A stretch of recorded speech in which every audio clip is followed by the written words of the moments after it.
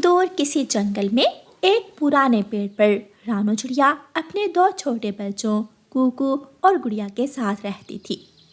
रानो का घोंसला बहुत छोटा था और गरीबी का आलम था। वो अपना गुजारा सिर्फ दिन भर की मेहनत से मिलने वाले दानों से करती थी। उस दिन भी उसके छोटे से घोंसले में दाना बिल्कुल ख़त्म हो चुका था। 3 दिन से बच्चे सिर्फ थोड़े से बचे हुए दानों पर गुजारा कर रहे थे। मम्मा, मुझे भूख लगी है। मुझे अब भूख बर्दाश्त नहीं हो रही। मेरा पेट बिल्कुल खाली है। मम्मा, अगर थोड़ा सा दाना होता तो हम चबाए बिना ही सो जाते। मेरे प्यारे बच्चों, तुम फिक्र मत करो। तुम्हारी माँ अभी जाती है। मैं सुबह की पहली किरण के साथ मेहनत करूँगी और तुम्हारे लिए बहुत सारा दाना लेकर वापस आऊँगी। तुम दोनों मेरा इंतज़ार करना। दिल पर पत्थर रखकर रानो चिड़िया अपने बच्चों को तसल्ली देकर दाना लेने के लिए घर से निकल पड़ती है। रानो चिड़िया का दिल डर से धड़क रहा था, मगर बच्चों का पेट खाली रखना नामुमकिन था। उसी वक्त दूसरी तरफ शरारती कालू कौवा, उसकी हासद और बदज़बान पत्नी गौरी कौवी और उनका मोटा बेटा जग्गू कौवा एक ऊंची शाख पर बैठकर रानो चिड़िया को देख रहे थे। कालू जी, देखो, वो गरीब फिर से जा रही है। मुझे विश्वास है आज भी वो सबसे अच्छा दाना ढूंढ लाएगी। मुझे उस चिड़िया से बहुत हसद होता है। उसके बच्चे हमसे ज्यादा खुश क्यों रहते हैं?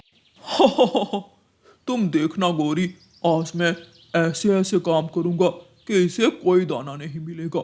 मैं पूरे जंगल में सबसे ज्यादा शरारतें करूंगा और सबको परेशान करके ही छोड़ूंगा। रानो चिड़िया जंगल के तंग रास्ते से गुजर रही थी, जहाँ हर तरफ छोटी झाड़ियाँ थी। वो देखती है कि एक बूढ़ा चाचा कबूतर, जो पहले ही बहुत कमज़ोर था, दानों की एक बहुत भारी बोरी उठा रहा था। बोरी बहुत ज़्यादा भारी होने की वजह से वो बार बार गिर रहे थे और कबूतर चाचा की सांस फूल रही थी। रानो चिड़िया जल्दी से चाचा कबूतर के पास जाती है। चाचा कबूतर, आप रुक जाएं। आपको इतनी मेहनत नहीं करनी चाहिए। आपकी उम्र भी ज़्यादा है। मैं आपकी मदद करती हूँ। आप मुझे बताएं कि कहाँ जाना है। बेटी रानो, तुम खुद परेशान हो। तुम क्यों तकलीफ कर रही हो? ये मेरा सामान है, मैं ले जाऊंगा। लेकिन रानो चिड़िया वहाँ से नहीं जाती। उसने अपनी चोंच से बोरी को जोर से धक्का दिया और अपनी सारी ताकत लगाकर वो बोरी चाचा कबूतर के घर तक पहुँचा दी। चाचा कबूतर रानो चिड़िया को धन्यवाद कहता है और उसे बहुत सी दुआएं देता है। दूसरी तरफ कालू कौवा बुराई का पहला मौका ढूंढ रहा था। कालू कौवे ने एक खुले मैदान में एक कमजोर लंगड़ी बिल्ली को देखा। बिल्ली ने बड़ी मुश्किल से रोटी का एक सूखा टुकड़ा ढूंढा था। वो उसे बहुत एहतियात से चाट रही थी। बिल्ली की टांग घायल थी और वो हिल भी नहीं सकती। इस लंगड़ी बिल्ली को क्या हक है रोटी खाने का? ये रोटी मैं ले जाऊंगा। कालू कौवा जोर से झपटा मारता है और वो रोटी का टुकड़ा बिल्ली के मुंह से छीन लेता है। बिल्ली रोने लगती है। वो बेबसी से अपना रोटी का टुकड़ा छीनता देख रही थी, मगर कुछ कर नहीं सकती थी। कालू कौवा रोटी का टुकड़ा लेकर वहाँ से उड़ जाता है। रानो चिड़िया जा रही थी। उसे रास्ते में एक पीले रंग की भूखी और कमज़ोर तितली मिलती है। तितली धूप में बहुत देर से पड़ी थी और पानी ना मिलने की वजह से बेहोश हो रही थी। उसका रंग भी फीका पड़ रहा था। तितली को देखकर रानो चिड़िया को बहुत अफसोस होता है। रानो चिड़िया के पास थोड़ा सा पानी था जो उसने अपने बच्चों के लिए लेकर जाना था। रानो चिड़िया जल्दी से तितली के पास आती है और वो पानी तितली के मुंह पर डाल देती है। उठो प्यारी तितली, पानी पियो। चिड़िया, तुम मेरी सच्ची दोस्त हो। तुमने मेरी जान बचाई, शुक्रिया। दूसरी तरफ कालू कौवा और जग्गू कौवा नदी के किनारे एक और शरारत की तलाश में थे। पापा पापा, आज किसको ज्यादा तंग करें? जग्गू देखो, वहाँ बूढ़ी फाख्ता बैठी है जो बहुत मुश्किल से अपने आशाने के लिए लकड़ियाँ इकट्ठी कर रही है। बूढ़ी फाख्ता कांपते हाथों से लकड़ियों का भारी गड्ढा लेकर नदी पार करने की कोशिश कर रही थी। वो लकड़ियाँ उसकी सर्दियों की आखिरी उम्मीद थी। कालू कौवा एक बड़ा सा पत्थर उठाता है और बूढ़ी फाख्ता के पास फेंकता है। बूढ़ी फाख्ता डर जाती है और उसके हाथ से सारी लकड़ियाँ छूट जाती हैं। लकड़ियाँ नदी के गहरे पानी में गिर जाती हैं और तेज बहाव के साथ बह जाती हैं। बूढ़ी फाख्ता नदी किनारे बैठकर रोने लगती है। कालू कौवा और जग्गू कौवा बूढ़ी फाख्ता को रोता देखकर जोर जोर से हंसते हैं।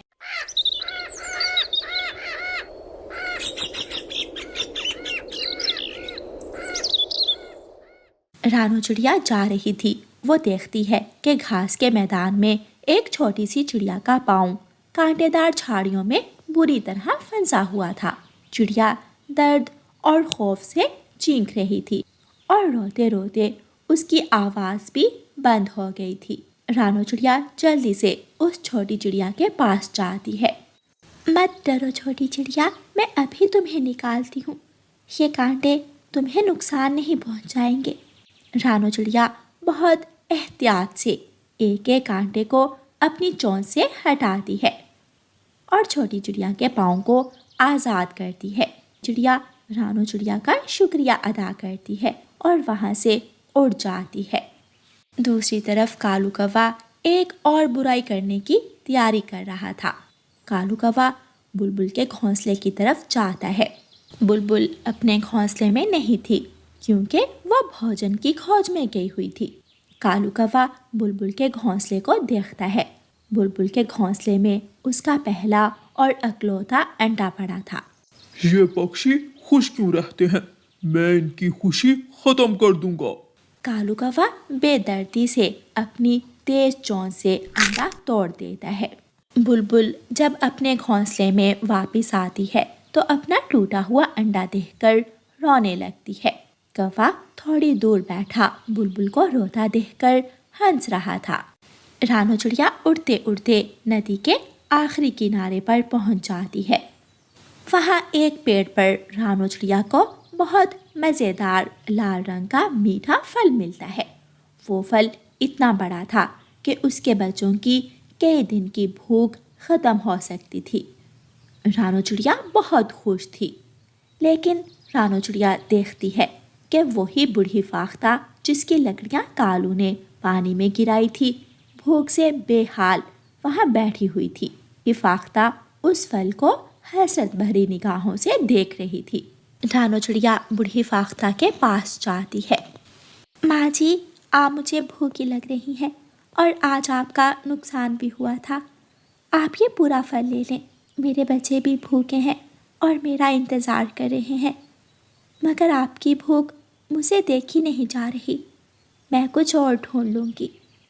रानू चिड़िया वो फल बूढ़ी फाख्ता को दे देती है और खाली हाथ ही आगे बढ़ जाती है। कालू कौवा अपने पड़ोसी तोते के घर के पास जाता है। अब करूंगा आज की आखिरी शरारत। कालू कौवा तोते के घर में घुस जाता है और घर में पड़े पानी के मटके को देखता है। उस मटके में साफ और ठंडा पानी था। कालू कौवा उस साफ पानी में मिट्टी डाल देता है और हंसते हुए वहां से भाग जाता है। आज कालू कौवे ने सारा दिन बुराइयां की, जबकि रानू चिड़िया ने सारा दिन नेकियां की थी। रानू चिड़िया उड़ते हुए एक खूबसूरत और चमकदार पेड़ के पास पहुंच गई थी। उस पेड़ के नीचे कालू कौवा भी बैठा हुआ था। छोटी चिड़िया, तुम खाली हाथ, तुम्हारी किस्मत ही खराब है। पेड़ पर बैठे एक बाबा उल्लू ने सबको खामोशी से देखा और फिर गहरी आवाज में बोले, रानू चिड़िया, तुमने रास्ते में सच्ची नेकियां की हैं। यहाँ 2 टोकरियों में तुम्हारा इनाम रखा है। रानू चिड़िया ने पहली टोकरी को उठाया। वो टोकरी चमकते हुए सोने के सिक्कों और कीमती दानों से भरी हुई थी। वो सब देखकर रानो चिड़िया की आंखों में खुशी के आंसू आ जाते हैं। कालू कौवे, तुमने सारा दिन बुराइयां की हैं। तुम्हारा इनाम दूसरी टोकरी में है। कालू कौवे ने गुस्से और लालच से दूसरी टोकरी उठाई। टोकरी बड़े बड़े पत्थरों से भरी हुई थी। कालू कौवा गुस्से से पत्थर जमीन पर फेंक देता है। ये क्या अन्याय है? मुझे ये पत्थर क्यों मिले? कालू कौवे, रानो चिड़िया ने अपने बच्चों की भूख के बावजूद नेकियां की, दूसरों का भला किया, और तुम्हारे दिल में लालच और हसद था। तुमने बुराइयां की। हमेशा याद रखना, जैसा करोगे वैसा भरोगे। नेकी का फल हमेशा सोना होता है और बुराई का फल हमेशा पत्थर होता है। कालू कौवा शर्मिंदा होकर अपना सर झुका लेता है और अपने घर की तरफ चला जाता है।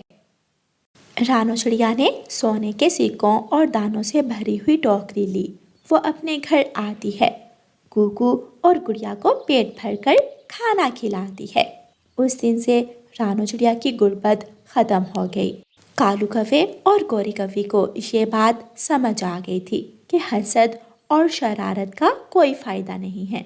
उन्होंने वादा किया कि वो आइंदा से नेक काम करेंगे ताकि उनकी जिंदगी में भी सुख आए। प्यारे दोस्तों, इस कहानी को लाइक, अपने दोस्तों के साथ शेयर और चैनल को सब्सक्राइब करना बिल्कुल मत भूलना। गोरी कौवी बहुत लालची थी। वो हमेशा अपने लालच के कारण अपना ही नुकसान करती थी। चिड़िया और गोरी कौवी दाना लेने जा रही थी कि उड़ते उड़ते गोरी कौवी को एक पेड़ के पास ढेर सारे मकई के दाने नजर आते हैं। गोरी कौवी रुक जाती है। गोरी, क्या हुआ? तुम रुक क्यों गई हो? चिड़िया, वो देखो सामने पेड़ के पास मकई के ढेर सारे दाने पड़े हैं। गोरी, ऐसे मौसम में मकई के इतने दाने? इसका मतलब यहाँ कोई खतरा है। ये दाने जरूर किसी शिकारी ने गिराए होंगे। चिड़िया, एक तो तुम डरती बहुत हो, ऐसा भी तो हो सकता है ये मकई के दाने बारिश के पानी में बहकर आए हों। ऐसा कहते हुए गोरी कौवी उड़ती है और जाकर मकई के दाने खाने लगती है। थोड़ी देर बाद मट्टी से एक रस्सी उठती है और जाल गिरता है। गोरी कौवी जाल में फंस जाती है।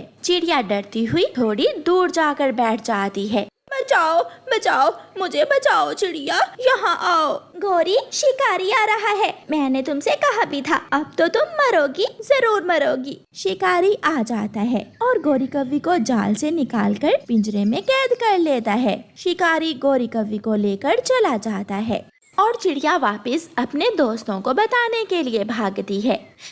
कालू, कालू, बहुत बुरा हुआ, गोरी कौवी को शिकारी ने पकड़ लिया है। वो जरूर लालच में आकर जाल में फंस गई होगी। मैंने उसे रोका था, लेकिन उसने मेरी बात ना मानकर बहुत बड़ी गलती की। चिड़िया, मैं इंसानों की बस्ती में जाकर शिकारी का पीछा करता हूँ और आप दूसरे दोस्तों को साथ लेकर आओ, फिर हम सब मिलकर कोई उपाय बनाएंगे। कालू कौवा इंसानों की बस्ती की तरफ चला जाता है। शिकारी अभी इंसानों की बस्ती में पहुंचा ही था। कौवा देख लेता है और शिकारी के पीछे पीछे उड़ता हुआ उसके घर तक पहुंच जाता है। घर जाकर शिकारी गोरी कौवी के पिंजरे को एक पेड़ के साथ लटका देता है। अब शाम को इस कौवे का शोरबा बनाकर पी लूंगा। बहुत दिनों से खांसी है, ठीक हो जाऊंगा मैं इस कौवे का शोरबा पीकर। कालू कौवा छुपकर सब देख रहा था। सबसे पहले इस शिकारी का चाकू उठाता हूँ, जिससे ये गोरी की गर्दन काटेगा। जैसे ही शिकारी घर के अंदर जाता है, कालू कौवा शिकारी का चाकू उठाकर भाग जाता है। गोरी कौवी जब कालू को देखती है तो उसे कुछ हौसला हो जाता है। मेरा पति आ गया, अब मेरे दोस्त मिलकर मुझे जरूर बचा लेंगे।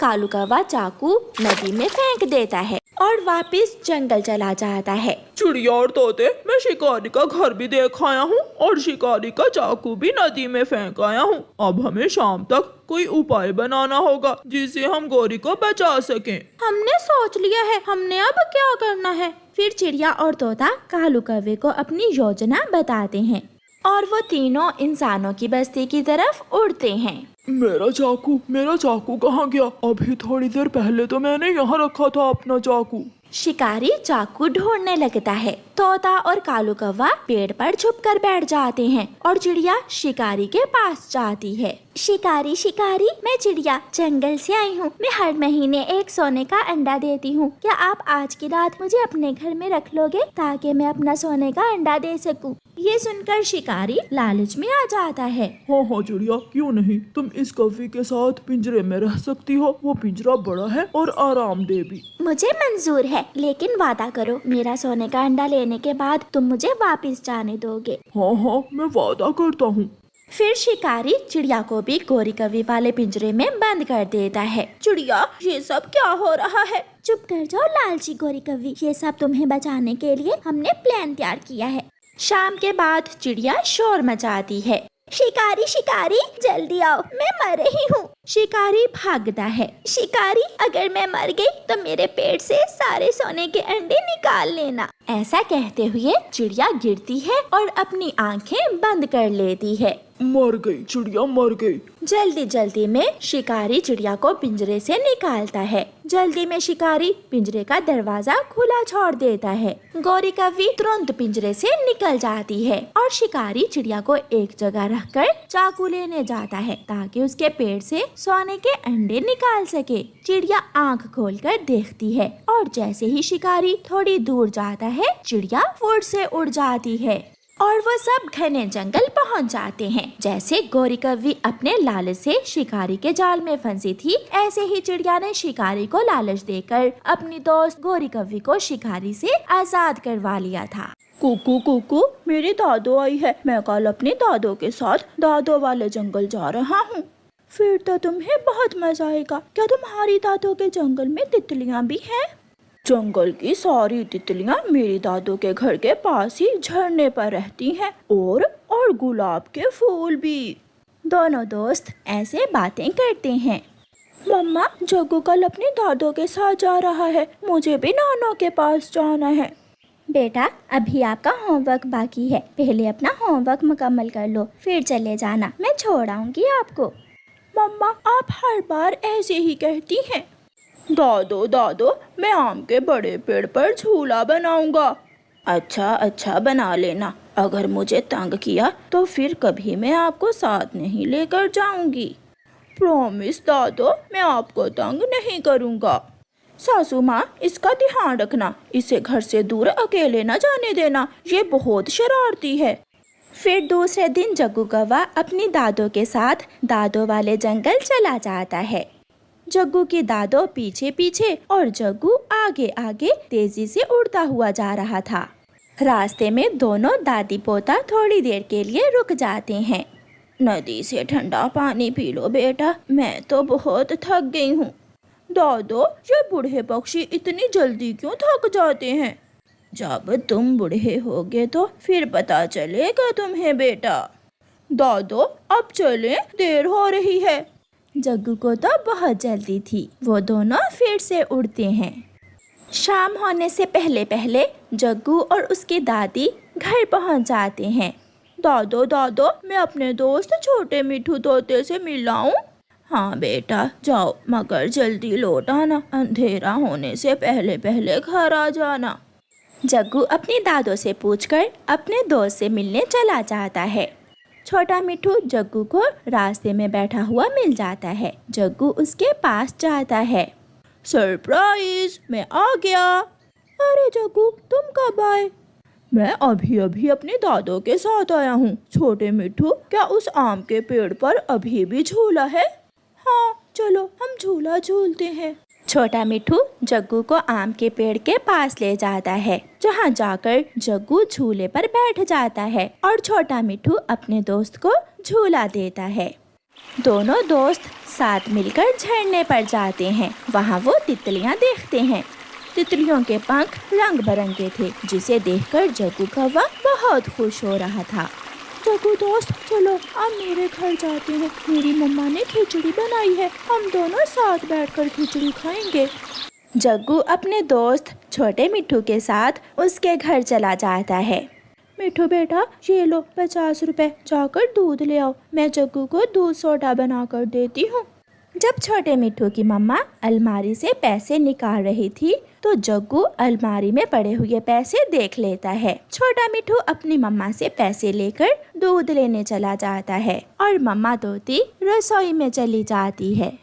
इतने पैसे अगर मेरे पास हो तो मैं उड़ने वाला खिलौना हवाई जहाज ले सकता हूँ। ऐसा सोचकर जग्गू अलमारी खोलता है और अलमारी से छोटे मिट्ठू की मम्मा के पैसे चुरा लेता है। जग्गू दूध सोडा पीता है। जग्गू को छोटे मिट्ठू की मम्मा खिचड़ी भी देती है। बेटा जग्गू, अब आप अपने घर जाओ और कल फिर अपने दोस्त से खेलने आ जाना। जग्गू, मैं आपका इंतजार करूँगा। मगर कल तो मुझे वापस जाना है। मगर जग्गू, तुमने तो कहा था कि तुम 5 दिन यहाँ रहोगे। नहीं, यहाँ मेरा दिल नहीं लग रहा। ऐसा कहते हुए जग्गू वहाँ से चला जाता है। थोड़ी देर बाद जब छोटे मिट्ठू की मम्मा अलमारी खोलती है तो अलमारी में पैसे ना देखकर छोटे मिट्ठू की मम्मा उससे कहती है, मिट्ठू बेटा, अलमारी में पैसे नहीं है। क्या आपने पैसे लिए हैं? नहीं मम्मा, वो पैसे जरूर जग्गू चुरा कर ले गया होगा। वो चोरियां तो करता है, मगर मैंने सोचा कि वो मेरा दोस्त है, यहाँ कुछ नहीं करेगा। मुझे जल्दी जाना होगा बेटा, इससे पहले कि जग्गू अपने घर वापस चला जाए। छोटा मिट्ठू और उसकी मम्मा जल्दी जल्दी से जग्गू की दादी के घर जाते हैं। बेटा जग्गू, ये पैसे तुमने कहाँ से लिए हैं? दादू, आप ये रख लें, मैं कल ले लूँगा। मैं कल वापस चला जाऊँगा। बेटा, इतनी जल्दी क्यों? तुमने तो कहा था कि तुम यहाँ कुछ दिन रहोगे। नहीं दादू, मेरा अब यहाँ दिल नहीं लग रहा। इतने में छोटा तोता और उसकी मम्मा भी आ जाते हैं। दिल लगेगा भी कैसे जग्गू? चोरी के पैसे जो हैं तुम्हारे पास। छोटे तोते और उसकी मम्मा को देखकर जग्गू के तो रंग ही बदल जाते हैं। वो डर जाता है। चोरी के पैसे? क्या ये पैसे जग्गू तुम्हारे घर से चुरा कर लाया है? हाँ कफी माँ जी, मैंने इसे दूध सोडा बना कर दिया, इसे खिचड़ी खिलाई और आते हुए ये मेरे ही पैसे चुरा लाया। जग्गू के पास शब्द नहीं थे, वो पकड़ा गया था, उसकी चोरी पकड़ी गई थी। लो बेटी, ये पैसे तुम वापस ले लो। जग्गू, आज के बाद मेरी और तुम्हारी दोस्ती खत्म हुई। फिर कभी मैं तुमसे बात नहीं करूँगा क्योंकि तुम चोर हो। दोस्त, मुझे माफ कर दो। मगर छोटा मिट्ठू अपनी मम्मा के साथ वहाँ से चला जाता है। बेटा जग्गू, चोर के साथ कोई दोस्ती नहीं करता। जग्गू बहुत शर्मिंदा था, मगर अब उसकी गई इज्जत वापस नहीं आने वाली थी।